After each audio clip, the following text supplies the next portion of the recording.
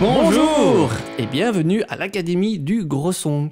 Aujourd'hui, on va vous parler de l'Equalizer. C'est l'outil le plus utilisé par les producers ou les ingénieurs du son et pour vous aussi en tant que musicien. Alors dans cette vidéo, on va vous parler des concepts. Enfin, le concept de l'EQ, les différents types d'EQ, des exemples audio concrets. Et à la fin, on va vous donner tous des petits trucs et astuces pour bien équaliser vos pistes. Et donc, avant de rentrer dans le vif du sujet, prenez 2 secondes, abonnez-vous à notre chaîne, comme ça vous n'allez pas louper toutes les vidéos à venir de AGS. On y va. Alors, le premier point, c'est le concept de l'EQ. Donc, c'est quoi l'EQ? Qu'est-ce que ça fait en fait?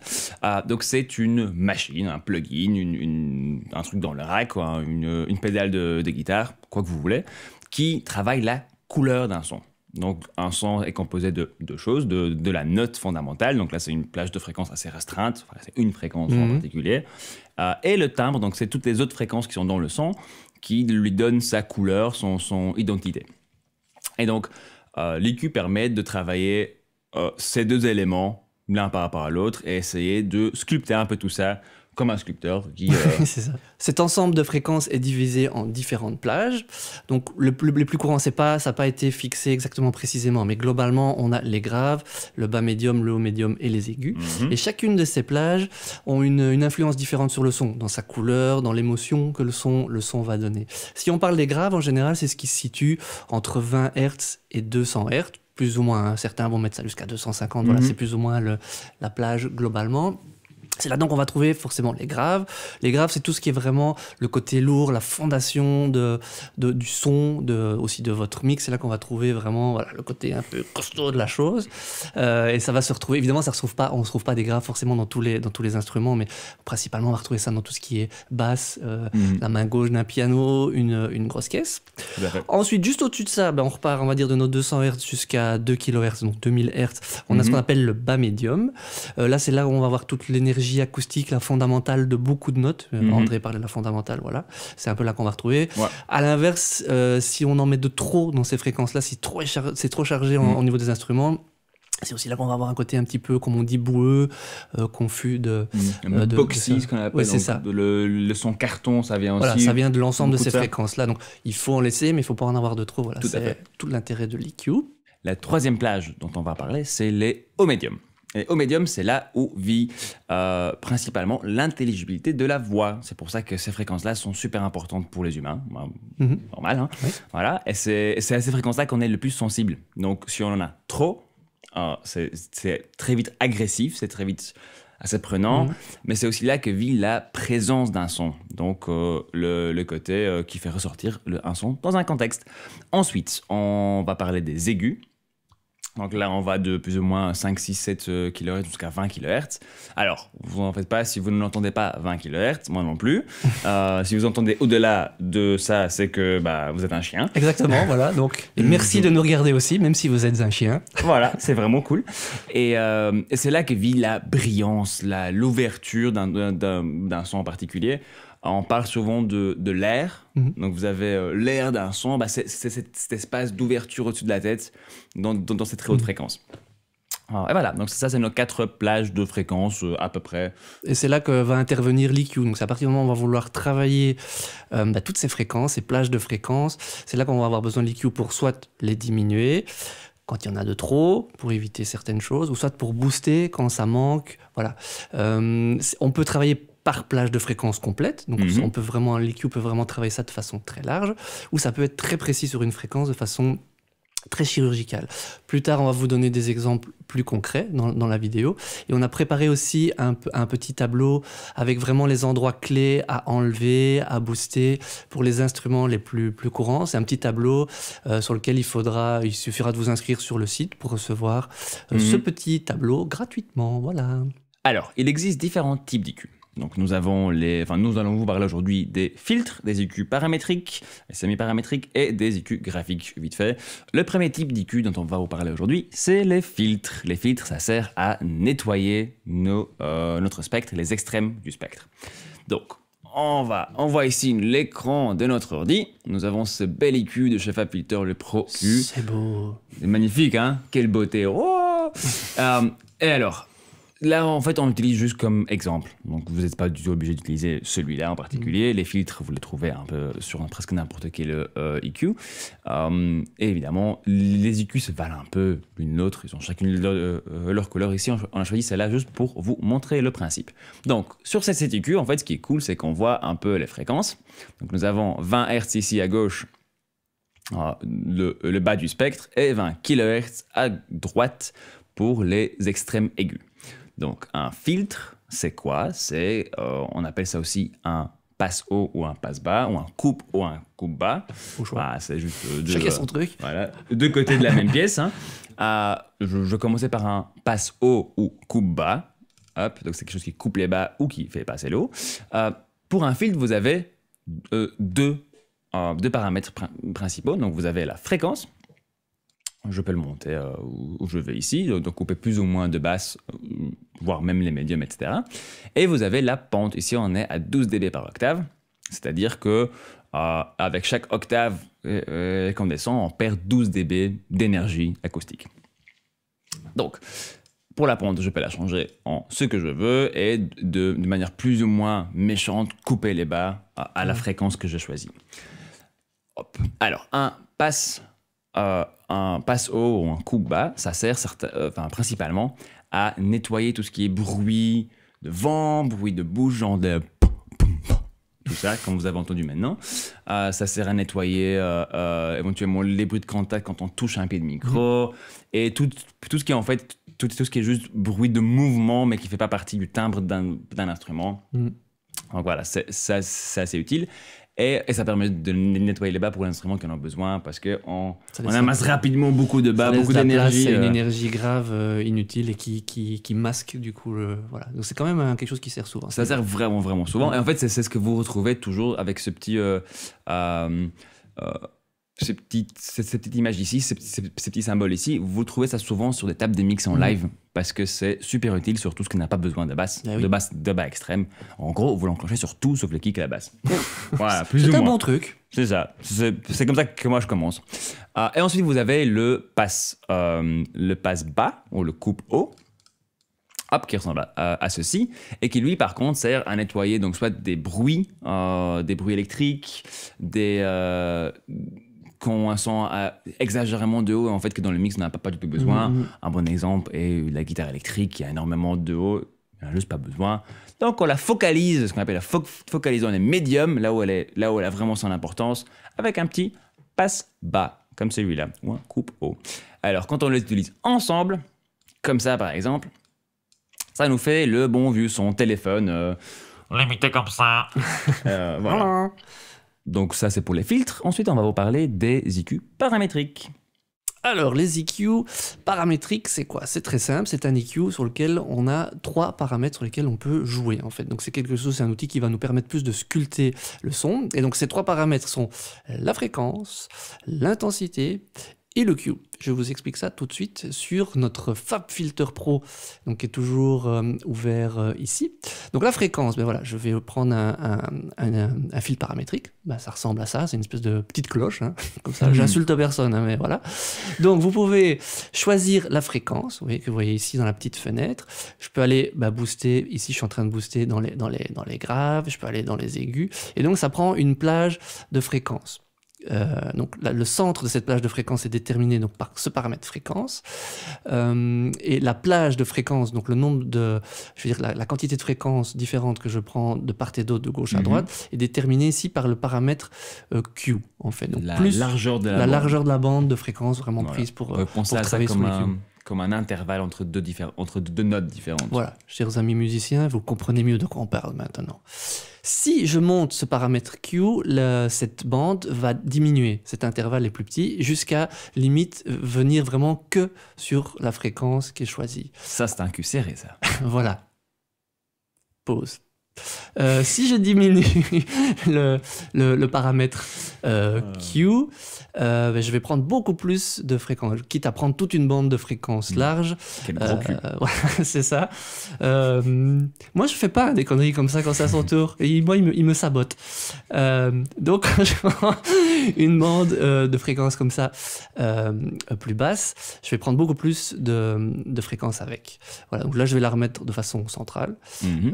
Et alors, le troisième paramètre dont on parle, c'est l'intensité. Donc, c'est ici, c'est le nombre de dB que je vais pouvoir ajouter ou diminuer sur cette fréquence choisie et des fréquences prises avec cette bande de fréquences choisie, quoi. Donc là, ça me permet d'enlever et ça me permet de booster. Donc le filtre paramétrique, c'est vraiment celui qu'on trouve le plus, qui est le plus courant. C'est celui qui permet vraiment de sculpter le son, d'aller précisément ou de façon large, aller booster des fréquences ou enlever vraiment des fréquences très précises qui pourraient gêner dans un son. Une petite info, parce que c'est quand même intéressant de le savoir, si vous supprimez ce paramètre Q, donc vous pouvez jouer juste sur la fréquence et sur l'intensité, vous vous retrouvez avec ce qu'on appelle un filtre semi-paramétrique. C'est quelque chose que vous n'allez pas trop trouver dans les plugins, vous allez plus trouver ça sur des tables de mixage ou sur du hardware analogique qui n'ont pas cette fonction Q, et du coup aussi sur les plugins qui émulent ces paramètres, quoi. Voilà. Donc voilà, c'est le deuxième, ça c'est vraiment l'EQ le plus courant. Le troisième EQ dont on va parler vite fait, qu'on utilise moins en studio, c'est les EQ graphiques. Donc l'EQ graphique, le dernier type de l'EQ dont on va parler aujourd'hui, c'est une EQ beaucoup plus utilitaire. Donc là, c'est des bandes de fréquences définies. Donc vous en avez entre 4, 6, 8, 12 à 32. Donc comme vous le voyez maintenant à l'écran. Voilà, ici.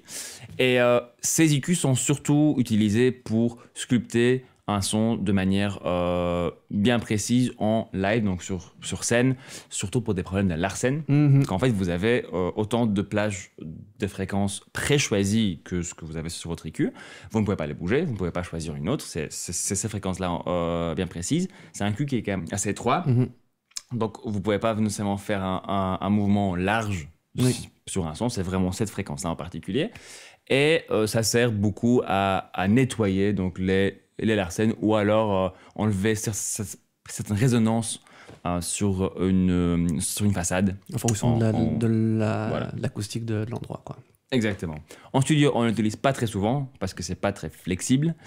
Par contre, on le trouve quand même encore en forme de pédale pour guitare et basse, parce que là, ces fréquences sont pré-choisies pour être musicales, donc une certaine partie du timbre de l'instrument, et ça va juste beaucoup plus vite qu'une EQ paramétrique. Oui, ça permet d'avoir une couleur différente sur un passage de morceau, un petit solo qu'on veut faire ressortir un peu du mix. Juste un peu les mids, ou on coupe, on a un petit son téléphone, un truc comme ça, facile à obtenir, mais encore une fois, en studio, pas aussi souvent en fait. Très peu utilisé. Voilà. On passe à la suite. Yes. Alors, les exemples pratiques. On va vous montrer maintenant concrètement comment utiliser les EQ, les différents types d'EQ dont on a parlé, sur une grosse caisse et sur une guitare acoustique.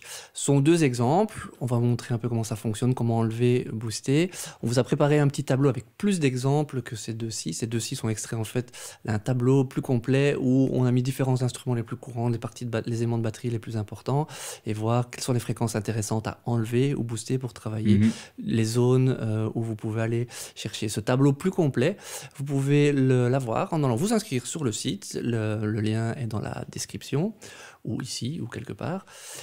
Et vous le recevrez, magnifique, et vous le recevrez gratuitement en allant vous inscrire sur notre site. Alors, concrètement, ici, boum, on passe sur notre session. Ça, c'est le petit morceau qu'on a déjà, on a déjà enregistré 2-3 choses dessus pour d'autres vidéos.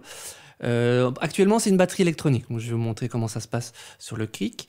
Ma batterie électronique, j'ai sorti sur une tranche auxiliaire et un bus auxiliaire ici, le kick. Donc, je vais vous le faire jouer. Voilà, un gros kick bien dégueulasse. Prop, prop, prop. Je vais utiliser le petit EQ qu'on a utilisé tantôt, donc le FabFilter, le Pro Q3. Et je vais commencer par aller voir un petit peu dans le grave, il se passe un peu beaucoup de choses, c'est un petit peu fort chargé. Je vais montrer un peu comment on peut enlever. Donc, de prime abord, vous pouvez prendre l'EQ paramétrique, enlever une bonne quantité de fréquences et aller chercher la fréquence qui vous embête un petit peu. Je vais vous montrer comment ça se passe.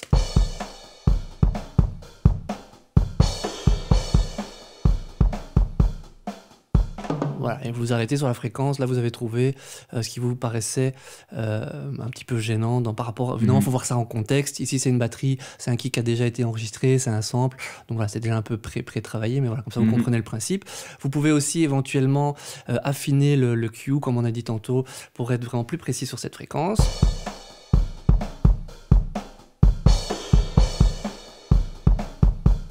Voilà, une fois que vous avez trouvé la fréquence, que vous avez trouvé votre Q, vous pouvez doser, parce que là évidemment j'en ai enlevé beaucoup, mais on peut doser ça différemment.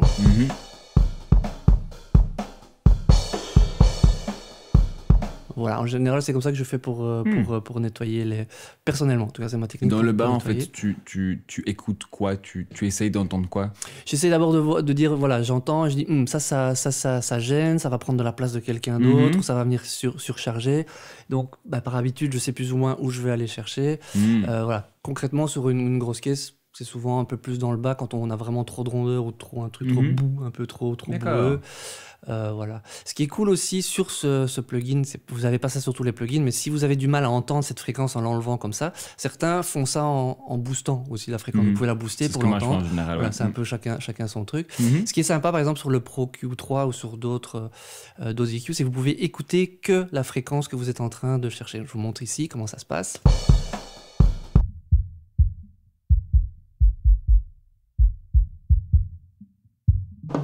Voilà, donc du coup ça permet vraiment d'entendre la fréquence. Ça c'est propre au Pro Q3 qui est très précis à ce niveau-là. Sur une grosse caisse, ce qui est sympa aussi, à l'inverse, c'est d'utiliser un filtre paramétrique pour booster et pour aller chercher de l'attaque, un peu de clic ou de tac dans le son. Souvent ça sort dans le contexte. Voilà, c'est ça. Bon, ici c'est un son de grosse caisse qui est pas fort, mais si vous cherchez un truc un peu métal ou quelque chose qui est un peu d'attaque, un peu rock, voilà, il y a moyen d'aller chercher ça. Donc, je vais vous montrer. À l'inverse, là, je booste. Je garde en général un Q qui est quand même assez bas pour booster. Et voilà, je vais vous montrer. Là, c'est large. Ouais.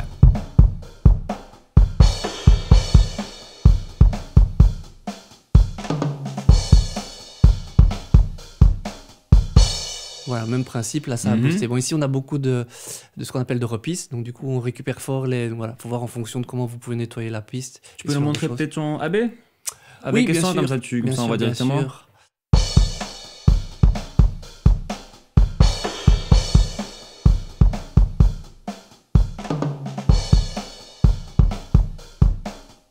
Et alors si je vais enclencher, désenclencher.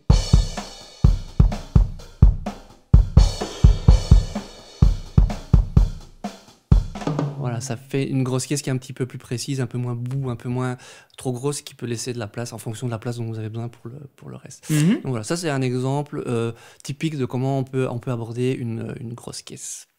Alors le deuxième exemple, ce sera la guitare acoustique dans le même morceau. Donc voici déjà le morceau, je vais vous montrer un tout petit peu comment ça sonne dans le contexte, hors contexte, et on va un peu retravailler tout ça. Donc là c'est notre prise qu'on a fait dans la vidéo sur la guitare acoustique. Vous pouvez d'ailleurs aller voir... Très bonne vidéo. Très bonne vidéo, très cool. Le lien est aussi dans la description. Si vous voulez savoir tout sur l'enregistrement de la guitare acoustique. Alors voici comment le morceau sonne là tout de suite. Voici la guitare acoustique en solo.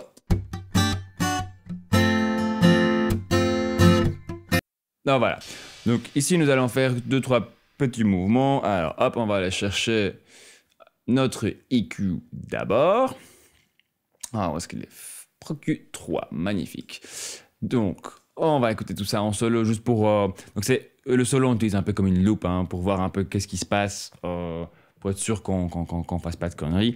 Évidemment, tout doit travailler dans le contexte, mais ici, c'est pour montrer l'exemple. Donc...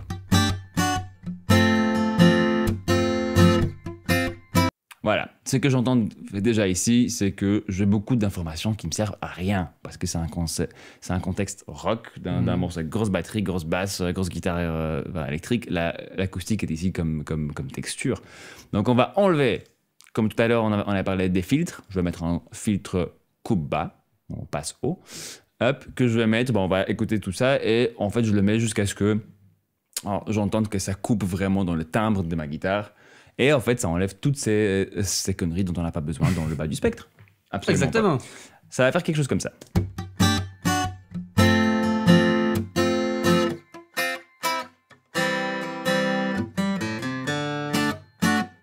Et voilà. Donc là, en fait, j'ai été beaucoup trop loin pour voir à quel point ça coupe. Voilà. Là, à un moment donné, on a bien entendu, ça a changé le timbre d'instrument, il est devenu tout petit.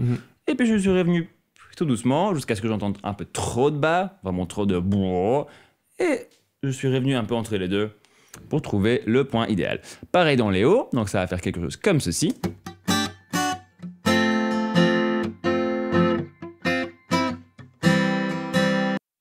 Et voilà, donc j'enlève en fait un tout petit peu de bruyance extrême, que je n'ai pas besoin, parce que de toute façon ça passera pas dans le mix avec les cymbales et tout ça. Et je focalise un tout petit peu le son dans les médiums. Et alors le dernier petit truc, tout à l'heure j'ai hâte de vous montrer le boost sur le kick, pour faire ressortir un tout petit peu la frappe. Ici on va travailler un tout petit peu plus bas pour faire ressortir la présence de cette guitare acoustique, mais ceci dans les mix. Donc je vais enlever le solo. On va la mettre un tout petit peu plus fort, donc on va d'abord écouter pour être bien sûr qu'on l'entende dans le contexte.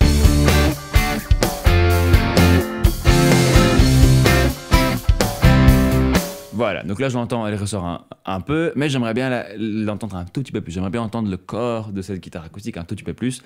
Et alors ça va passer par un gentil boost assez large.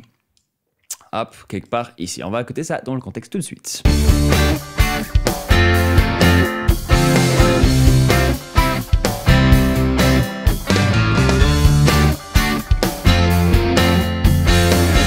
Voilà, je trouve que ici dans le début des hauts médiums, donc on est à peu près à 3 kHz, c'est là que j'ai vraiment l'attaque de cette guitare électrique, de cette guitare acoustique qui a fait ressortir du contexte un tout petit peu. Donc, évidemment là j'ai boosté énormément, donc je vais redescendre un tout petit peu pour trouver un bon point de compromis, et on écoute ça.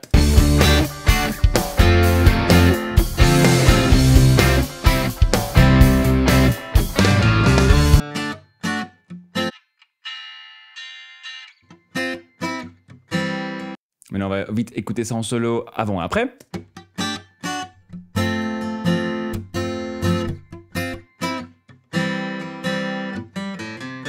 Vous voyez un tout petit peu qu'ici, en solo, c'est un son un tout petit peu nasillard, on a pas mal changé le truc, mais dans le contexte, encore une fois, on est off, juste pour voir, sans l'EQ, on a un peu du mal à l'entendre, avec, on l'entend juste assez.